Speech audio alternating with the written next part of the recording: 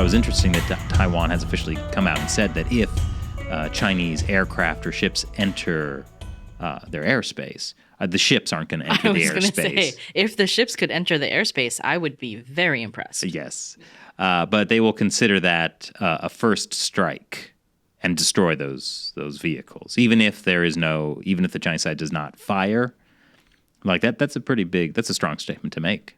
It's not that different from like what other normal countries would do, because we're talking about like it's not like the flyovers of the median line or the that air they've defense been doing. Identification zone. Right. So the airspace is like directly over the island. Mm-hmm. So that's like a legally defined area that's common for all countries.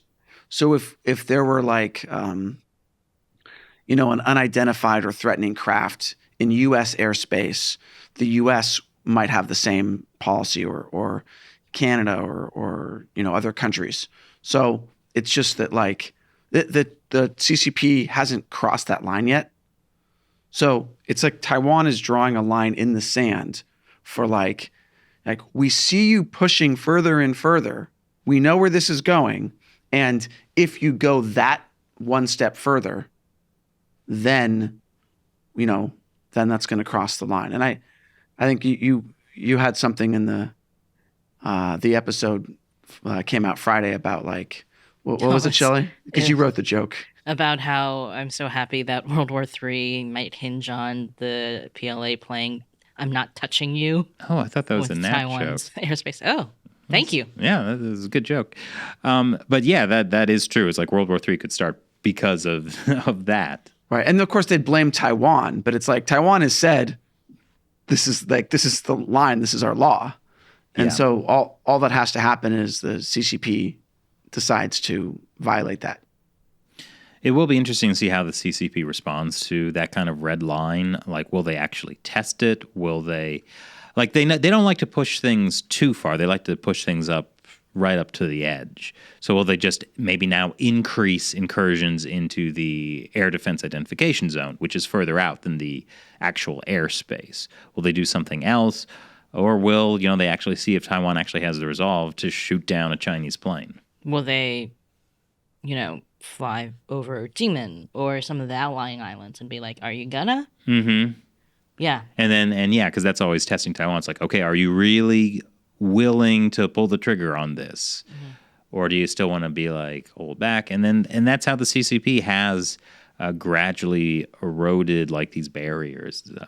They built the artificial islands in the South China Sea, and everyone was like, don't do that. And then they did. And they're like, okay, well, don't militarize them. And then they did.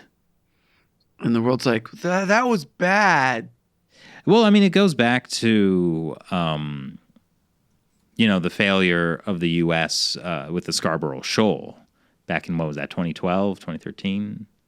Was it earlier? No, I think it was 2012. Now I'm not so sure, though. Yeah. Well, where, the Chinese basically took over the Scarborough Shoal, which is territory that's, claimed by the Philippines. The U.S.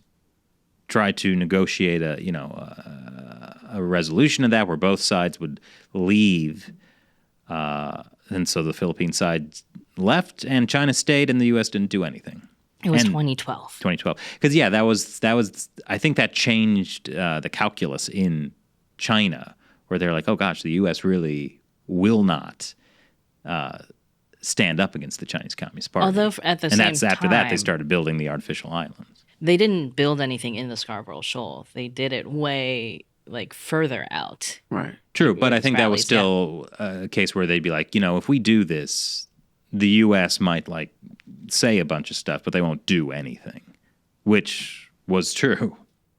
Although I think also, in some ways, you probably could only trick somebody in that specific way once. How do you mean? Because if the U.S. tried to once again broker some deal between the Philippines and China, or Vietnam and China, or whatever, that would have been idiotic. If it had gotten to that point with the Spratlys or something else. So they didn't try, the CCP kind of saw that, but they also used a different tactic with the Spratlys. Yeah, and as President George W. Bush once famously said, "Fool me once, shame on you. Fool me twice, it can't get fooled again." I think that's the first time you've pulled out your George W. Bush impression. Yeah. Much less cause to use it these days. Nice. But anyway, I think that while the calculus may have changed in 2012, it's also, I think, increasingly clear that the U.S. is gradually waking up to the aggression that the CCP is engaging in. Like, I mean, certainly Donald Trump's rhetoric was pretty bold, and Biden's is, if you ignore the White House walking it back, Biden is pretty bold. Yeah, I mean, even towards the end of the Obama administration, there did seem to be some greater awareness of that this is actually a problem, though. The pivot to Asia.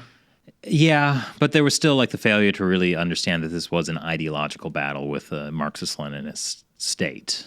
I do feel that you can't really look at the rhetoric so much. Like the pivot to Asia was kind of a great branding campaign, but it didn't accomplish a lot. No. Although also he tried to pivot to Asia in kind of the last year or so of his, second term as president. So that's like a lame duck president at this point. But you saw the Trump administration, like the rhetoric definitely went up, but the difference is also that especially like the State Department, National Security Council, like some of these agencies within the executive branch actually set down different rules. They started to the Commerce Department started to actually sanction Chinese officials. Like, you have to actually take the actions. You can't just rely on the rhetoric. Yeah, definitely. Which is why, it's hard to understand what's happening with the Biden administration because, as Matt pointed out, sometimes, Biden will be like, yes, we will defend Taiwan. He said that like 4 times now. And each time the White House has been like, no. I think, Nancy Pelosi would blame some lower level White House officials for walking it back. For walking it back. And yeah. I've seen some of that too, where people were like, their White House officials have to stop doing that. But also, Biden apparently hasn't actually given any order to the executive branch to change any kind of policy. Right. But also, shouldn't Biden be like, hey, guys, you work for me. Don't walk back my statements on this. Well, the fact that he's letting them do it may be, I could think of 2 reasons. One could be that, he hasn't changed the policy, so the walking back is the correct thing. And the second thing is that they could be maybe doing it on purpose to send 2 different messages to the CCP. Strategic ambiguity. Well, yeah. So there's also the debate over whether that works or not. But to repeatedly have Biden say that they will defend Taiwan, like by the 4th time, maybe the CCP has to be like, oh, maybe he means it. Yeah, I mean, he is the commander-in-chief, so he does kind of have the say. Yeah, so, I mean, it could make him look weak, or it could make the CCP wonder. Yeah. I mean, I think it is also telling, and this has been a problem in all administrations, including the Trump administration, that there really is a lot of conflict in the U.S. government about how to treat China. There's always, more commerce people who are more open to working with China. Yeah. I think it's always Treasury, right? Yeah. What was the Trump's Treasury guy? Mnuchin. And he was like very pro-commerce with China. I mean, he came from Goldman Sachs. Yeah. Like these huge investment banks that do a lot of business in China, invest a lot in, not in just in China, but in Chinese companies in the U.S. They have a lot of money tied up in there, and that kind of changes the worldview, I think. And that's when you have the whole idea of, China hawks and China doves. And yeah, I've actually been really disappointed in some of the more recent reports from Politico. They really seem to be attacking, like, Pompeo has his new YouTube channel, I guess, and like, they're kind of smearing it as like, oh, they're playing up the fear, these China hawks. I mean, Politico is a they're a political publication. Like they only see things in terms of politics. So Yeah, they're not China experts. and they're not looking at it from necessarily like a foreign affairs angle. But yeah, I think there's always been a lot of pushback against anybody who speaks out against the CCP because, I mean, there's many reasons, including the fact that some people are just bought off by the CCP and they are here to make those kinds of statements. Yeah. I mean, we did a recent episode on America Uncovered about how authoritarian regimes are able to influence the U.S. through buying off politicians, also buying off think tanks. A lot of major think tanks get a lot of money from China, and they don't really disclose it so much. And these think tanks are often what... they're essentially suggesting policy. That's Yeah, what think right. tanks do, right? But you get like former Congress people, former ambassadors, former military people who retire from their government position and take a much more lucrative position in the private sector. Often such as a working think for tank. or working for lobbying firms. Right, like a business association or something, which are generally lobbying firms. Or a lot of actually law offices, like different organizations Right. will do lobbying. And you can make a lot of money. You can make a lot more doing that than you can in government. So it's a nice kind of like quasi-retirement. Like you're retiring from government, public service is hard, and now you get a cushy job where all you have to do is push what a foreign government wants in Call up the your U.S. old friends Exactly. in Congress and try to persuade them to not To vote not on that bill. Not sanction China or whatever it is, right? Not sanction Huawei. Yeah. It's a great way to make money.